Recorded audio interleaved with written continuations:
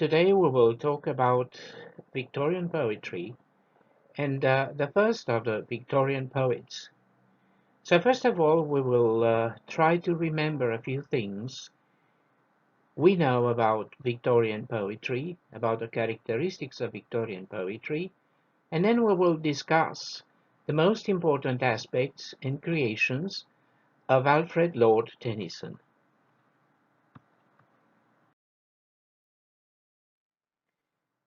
So let me see, together with you, probably you remember from the beginning of this semester, a few characteristics of Victorian poetry. First of all, we have to remember that the age for poetry was the Romantic Age, because the Victorian Age was an age of realism, of realistic representation. So it was not the age of poetry, it was the age of the novel. The result of this was that poetry was marginalized and became an elite genre. But Victorian poetry didn't die, didn't disappear, but it continued on another plan, and it continued along three main directions. First of all, we have to remember Romanticism and to state the fact that Romanticism didn't die. Romanticism gradually became dissolved into the Victorian Age. So that is why we have a continuation of Romanticism. But this Romanticism is placed on new coordinates so as to go with the requirements of the Victorian Age. Victorian poetry tried to identify itself with contemporary tendencies. And you know very well that one aspect of Victorian life, Victorian society, and Victorian creation was the need for objectivity and balance. So that is why poetry tried to be objective and balanced.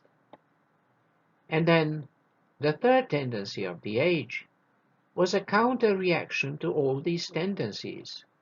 Because practically you cannot find poetry, you cannot make poetry go with realism, cannot make poetry go with realistic representation.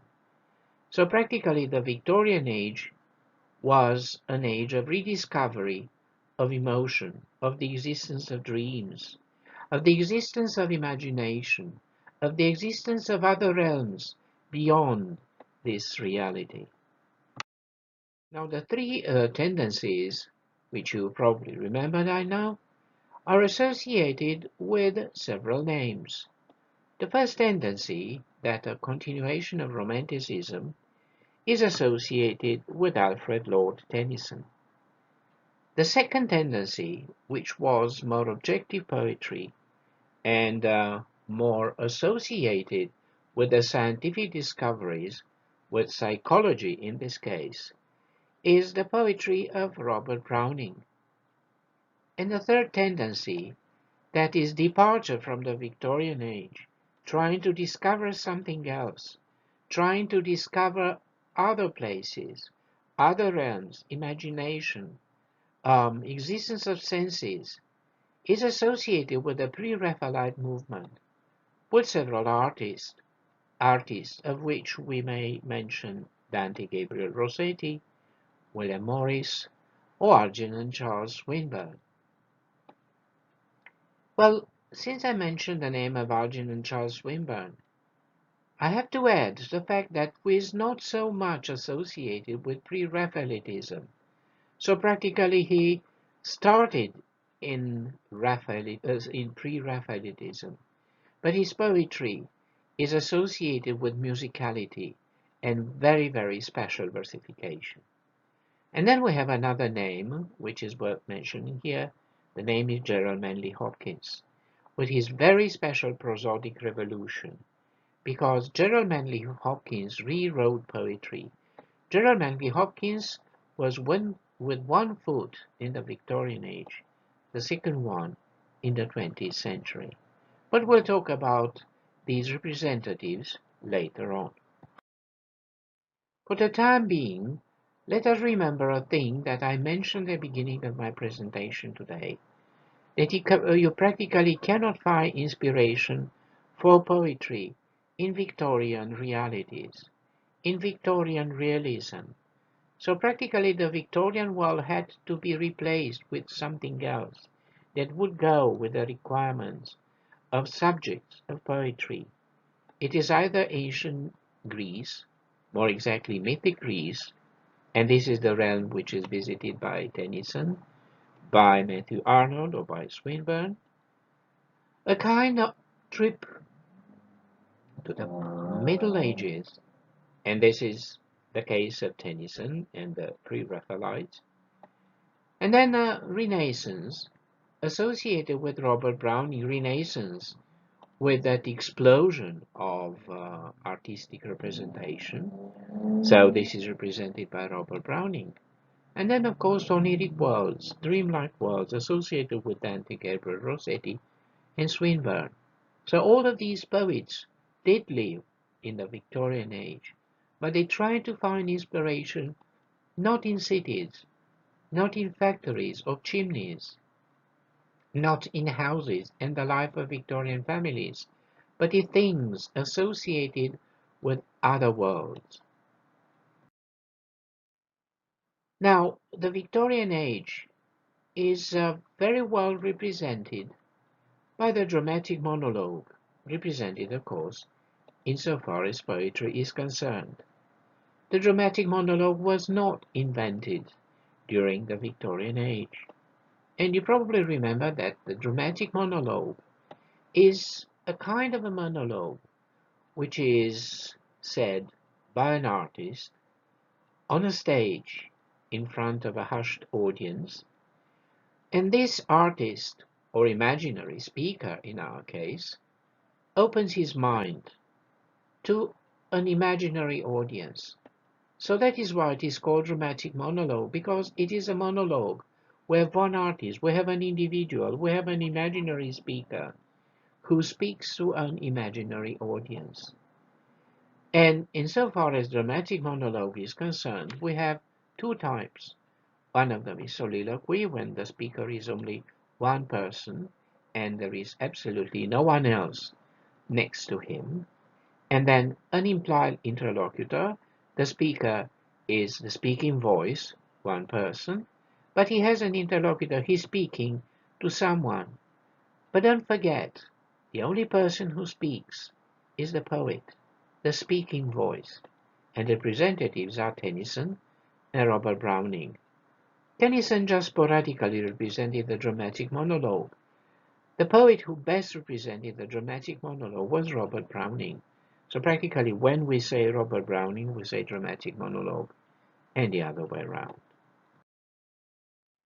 Now with these things in mind, let us open the door to Victorian poetry to find a very special name, Alfred Tennyson, and we'll call him a late romantic because he did cultivate romantic poetry, but also a neoclassicist because he submitted himself to discipline and balance.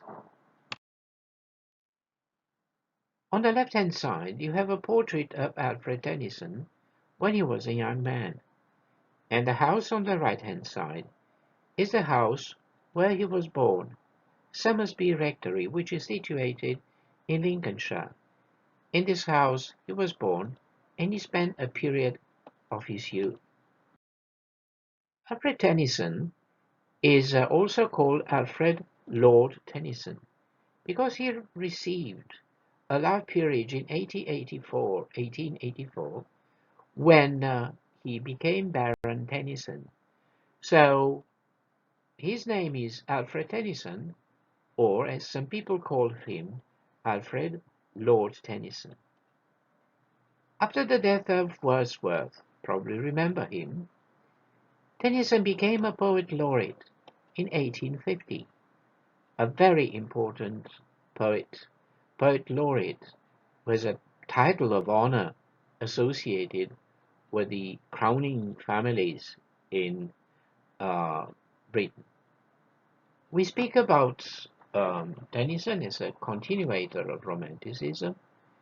We associate him with discipline of form and with that style of English which he invented, a very beautiful language of intellectual refinement, a very special language which he used in very many of his poems. The first of the poems we will be speaking about today is The Lady of Shalott. Now, in The Lady of Shalott, he tries to give an answer to the question, what should an artist do? So an artist should live in his special world of artistic creation, in a world of confinement withdrawn from real life, or should he be a citizen, person like anyone else, and live together with the other members of the community? So practically, what should an artist do? Withdraw to his own world or live with his contemporaries? In The Lady of Shalott, the main character is a lady, the Lady of Shalott, of the title. She's a weaver, so practically she weaves from morning till night in front of a loom, and the only images that she gets is the images from a mirror, which mirrors her work. And she lives like that day and night over a long period of time. And the question is for her what to do. So one day, when she sees a beautiful night, she decides to leave her place, to leave her loom, and try to escape to the world of this beautiful night. But this will end tragically, because the Lady of Shalott will eventually die. So the answer of this question, of the question in this poem, is absolutely obvious. Practically, an artist should keep to the world of his existence. There she weaves by night and day a magic web with colors gay. She has heard a whisper say, a curse is on her if she stay to look down to Camelot. She knows not what the curse may be, so she weaveth steadily, and little other care hath she, the Lady of Shalott. Don't forget that Camelot is associated with King Arthur and his knights, and this is also further associated with the surrounding world. And she, by looking down at Camelot, may be said that she is looking at the outside world.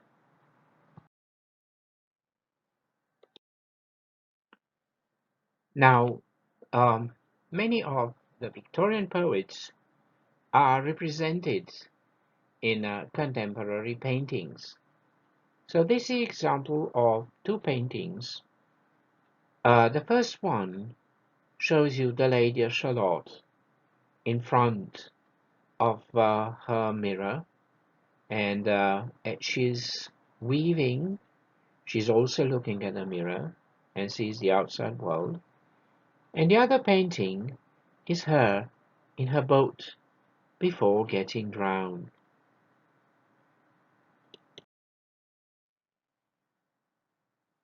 The next poem we will be talking about is The Palace of Art. The Palace of Art is again about the condition of the artist. The Palace of Art is about what an artist should do, and in a way gives a new answer to the question which was put forth in the Palace of Art. What shall an artist do, was the question. Live in his own world, or become associated with his other contemporaries? In the Palace of Art, the answer is that the artist should practically stay in his own world. And the this kind of his own world is associated with a kind of imprisonment, associated with spirituality. So the lady um, gives the answer to the question at the beginning of the poem by telling us that the artist should withdraw from the outside world. But as she lives by herself, she changes her opinion. So at the end of the poem, the conclusion is just opposite. Life has to be lived directly, not vicariously, through art. The heroine of the Palace of Art is again a woman who decides to leave her contemporaries and, as I told you, to live a special life in a palace surrounded only by objects of art. I built my soul a lordly pleasure house, wherein at ease for all to dwell. I said, O soul, make merry and carouse, dear soul, for all is well. A huge cracked platform, smooth as burnished brass, I chose. The ranged ramparts bright, from level meadowed bases of deep grass, suddenly scaled the light. Thereon I built it firm, of ledge or shelf. The rock rose clear, or winding stair. My soul would live alone, unto herself, in her high palace there. So the beginning of the poem, as I told you, is a decision to build herself a palace and to live there all by herself, surrounded by objects of art. But after a period of time of living there, she changes her opinion, totally changes her opinion. And while the world runs round and round, I said, reign thou apart, a quiet king, while still as while Saturn whirls, his steadfast shade sleeps on his luminous ring, to which my soul made answer readily, trust me, in bliss I shall abide, and this great mansion that is built for me, so royal rich and wild. So the conclusion of the poem is practically you have to live with the contemporaries. But you also have to underline the fact that just in case this lady decides to keep the palace for herself in case she wanted to return. Another very interesting poem is The Lotus Eaters, which is inspired by the travels of Ulysses as he goes back to his home. They go near an island where the inhabitants had the habits of eating the lotus flower. The result of that was that they traveled to a world of dreams, of oniric representations, and the result of these drugs was the fact that they completely forgot the outside world, that they completely forgot their own life. So we have the exploration of the same topic, the theme of withdrawal. And again, the answer, what shall we do? Live there in a very special world, just like the world which is given to you by the lotus flower, or return to real life, real everyday life? Ulysses' sailors go to the island and eat part of the lotus flowers. The result is the fact that they want to stay there forever. and to leave the real world into a hedonistic world of sensation and pleasures, and forget everything which is associated with real life. Let us not forget that this kind of life is associated with a very special realm, the realm of the lotus eaters, of course, and this will be depicted as a terrestrial paradise. Very beautiful.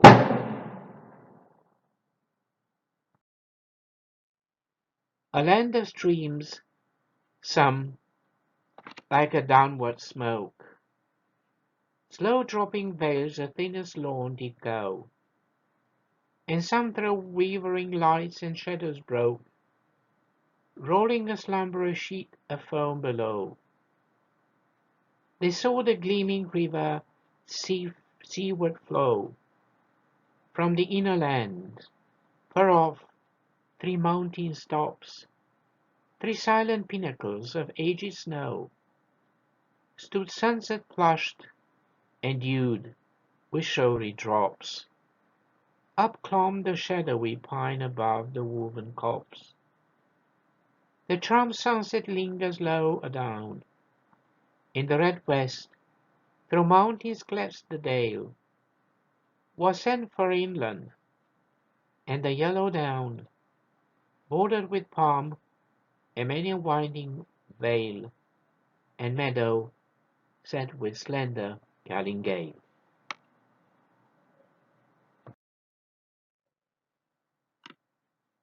An important cycle of poems that I like to talk about right now is called In Memoriam AHH. AHH stands for Arthur Henry Hallam, who was a schoolfellow. They were both students in Cambridge, and Arthur Henry Hallam died very young because of a brain stroke, and Tennyson was so badly hit by the sad news that he decided never to leave his home, to go back to his home and to stay there forever, questioning why these things actually had to happen. Why did it have to happen to his young friend? Where was God in this case? So he started writing poems about his grievous soul. So the result was, in the end, a series of 131 poems, or sections of a longer one, with a prologue and an epilogue. We have to know that at the beginning, In Memoriam was not a cycle of poems. It was just a collection of poems. And these poems grew in number, and they grew in number when the death of Arthur Henry Hallam actually happened. And they formed the volume In Memoriam AHH that was caused by this kind of self-therapy that the poet tried to impose upon himself. So, trying to cope with his sense of loss, trying to find answers to the mysteries of life, to the direction of life, to why was life associated with death, about the role of existence of God, where was God, what did God do, what was his importance. All of these things are acknowledged for a crisis of faith. And you probably remember that the age was an age of scientific discoveries. So practically every mystery of the real world was associated with scientific discoveries, or at least this is what the contemporaries believed. So the question was, where was God? What was God's role in this world? So, In Memoriam AHH is practically a collection of poems putting forth to the reader several existential dilemmas or identity dilemmas, and showing despair and also self-annihilation. I refuse to live. I refuse to exist. Poems 54 or sequences 54 and 55 are the most tragic ones. This is where practically the poet doesn't find himself. But what am I? An infant crying in the night, an infant crying for the light, and with no language but a cry. I falter where I firmly trod, and falling with my weight of cares upon the great world's altar stairs that slope through darkness up to God. Well, if the beginning of the poem of this cycle of poems is very tragical, then towards the end, optimism is recovered, and practically it all comes back to normal. Life and death, life and death is the normal sequence. Life should be followed by death in the normal cause and effect chaining of events. So, what shall we keep in mind about this cycle of poems? So, practically, we have this uh, therapy which the poet imposed upon himself. So, it is like a psychological treatment, like a psychological recovery. And then, if at the beginning God was denied, at the end, God is accepted, and he will express his belief in immortality of the soul. Acceptance of the fact that death comes naturally after life, and this life and death is naturally governed by God.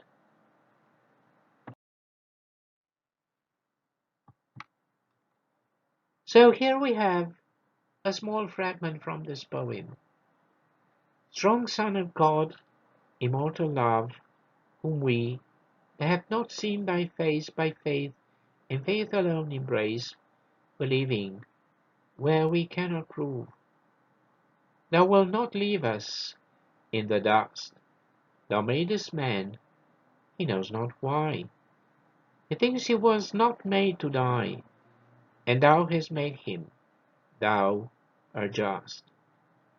Thou seemest human and divine, the highest, holiest manhood thou. Our wills are yours, we know not how. Our wills are yours, to make them thine. We have but faith, we cannot know, for knowledge is of things we see, and yet we trust it comes from thee. A beam in darkness, let it grow.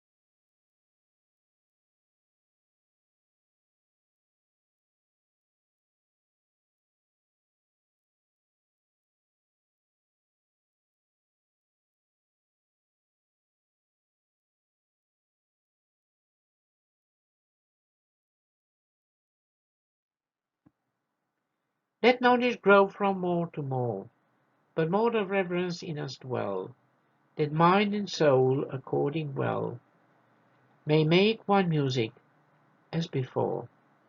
Forgive what seemed my sin in me, what seemed my worth since I began. For merit leads from man to man, and not from man. O Lord, to thee. Forgive my grief for once removed.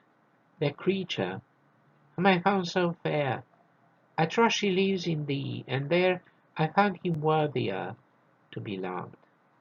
Forgive these wild and wandering cries, confusions of a wasted youth. Forgive them where they fall in truth, and in thy wisdom make me wise.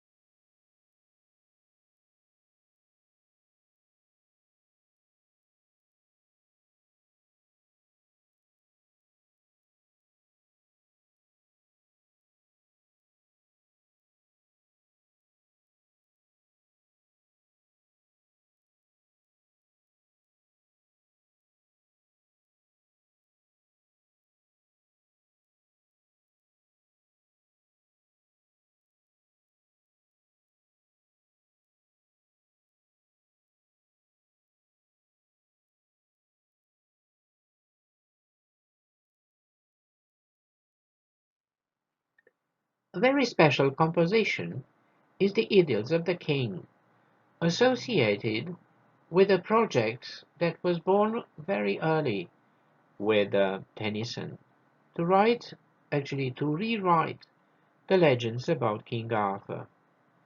So, if again at the beginning there were just a handful of poems, the final volume is made up of 12 interconnected poems, and they are arranged in perfect symmetry. 10 of them will be flanked by the coming of Arthur and the passing of Arthur, like a prologue and like a kind of an epilogue. The Idylls of the King was dedicated to the memory of Royal Prince Albert, Queen Victoria's husband. So automatically the king, King Arthur, is Royal Prince Albert. The legends do have very special characteristics. They are associated with poetry, with very special colors, and like very many other creations of the Victorian age, they are meant to teach the public a moral lesson. The fact that everything was fine and glorious and brave till the evil was introduced to Camelot in the shape of Queen Guinevere's adulterous love for Lancelot. So the poems begin quite optimistically, but they end quite pessimistically because they end with the dissolution of the realm of King Arthur. So if at the beginning we speak about spring, at the end we speak about winter. The form of the verse is idyll, and it was very masterly cultivated by Lord Tennyson. And Tennyson tried to associate romantic material with the Victorian clothes, with Victorian moral mold, which was not always very successful. But what we should keep in mind is that the poems are like vignettes, like little paintings, and then we should keep in mind the musicality of the language, the fact that the language is always beautiful as these poems progress. The source of inspiration is Thomas Malory La Morte d'Arthur. The text that Tennyson found was very prosaic. And then from the Idylls of the King, I'll only speak about the end in the case of Tennyson's cycle of poems. It is called The Passing of Arthur. But let us try to see how the text was found by Tennyson. And Sir Bedivere cried, "Ah, my Lord Arthur, what shall become of me? Now ye go from me, and leave me here alone among my enemies." "Comfort myself," said the king, "and do as well as thou mayest, for in me is no trust for to trust in. But I will go into the vale of Avilion to heal me of my grievous wound. And if thou hear never more of me, pray for my soul."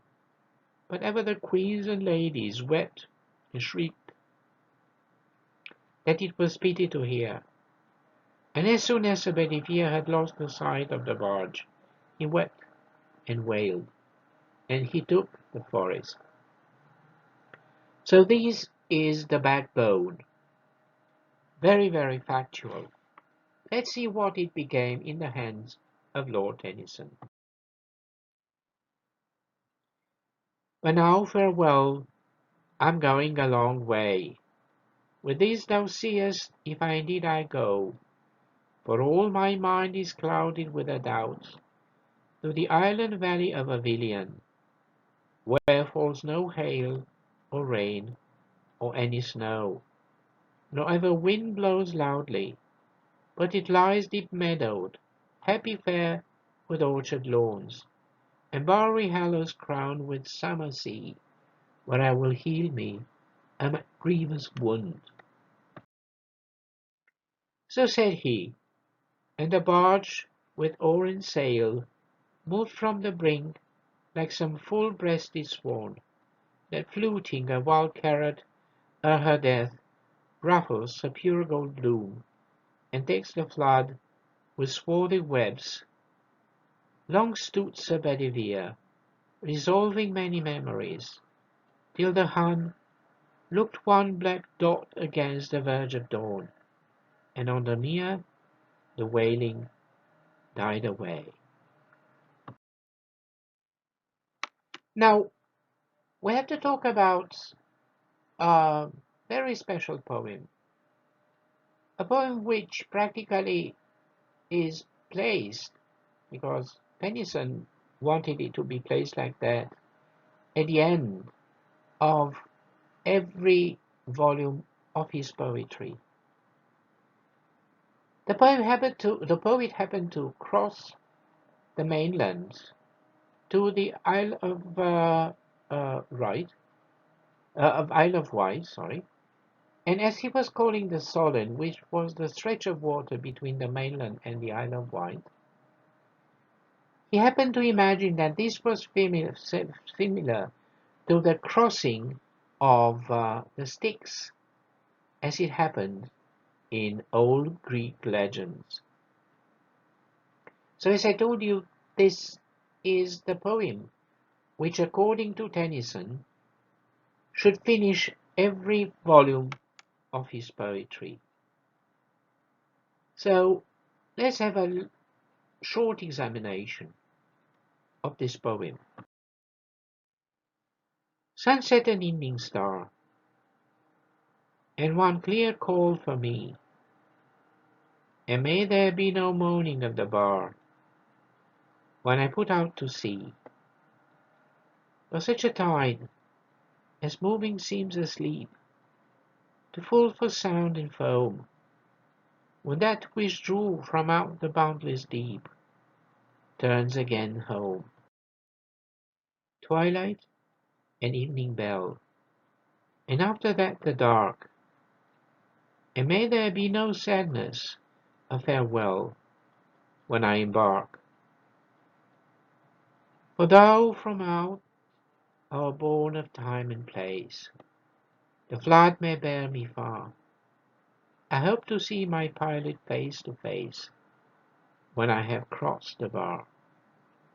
What do we see in this poem? We see a poet very different from that in Memoriam Age H. A poet who arrived at old age realized the fact that death comes naturally after life, that everything is arranged by God, So practically crossing the Solent was like crossing from this world to the other one. And this has to be done with dignity because everything belongs to the cycle, normal cycle of life and death. So that is why this poem is associated with imagery of extinction and of death. So this is practically placed everywhere in the poem. So if we look at the first two stanzas, you can find several such images, like for instance, sunset and evening star, and one clear coal for me, and may there be no moaning of the bar when I put out to sea. But such a tide as moving seems asleep. The moving is asleep, so practically it is practically no motion. To fall for sound and foam. When that which drew out from out the boundless deep turns again home.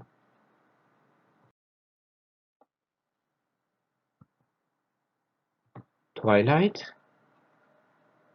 and evening bell, and may there be no sadness of farewell, and after that the dark, and may there be no sadness of farewell when I embark. For though from out our bourne of time and place, the flood may bear me far. I hope to see my pilot face to face when I have crossed the bar.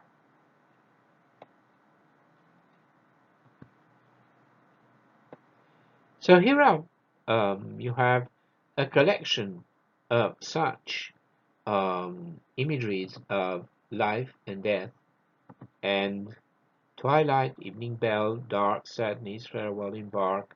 So here you have the whole list. So practically everything in this poem suggests the fact that what is coming is, of course, images of death. So this is the portrait of a very important Victorian poet. And we shall keep in mind the fact that Tennyson is a continuator of Romanticism. You probably remember Keats, Wordsworth. But of course, in his case, Romanticism is slightly different. Romanticism is made to go with the century. So that is why we find in very many of his conclusions a Victorian characteristic of everyday life, which is balance and discipline of form. In every case we speak about Tennyson's poetry, we have to associate it with mood, with the idea of communicating a state of feeling. And let us not forget the beautiful language associated with his poems.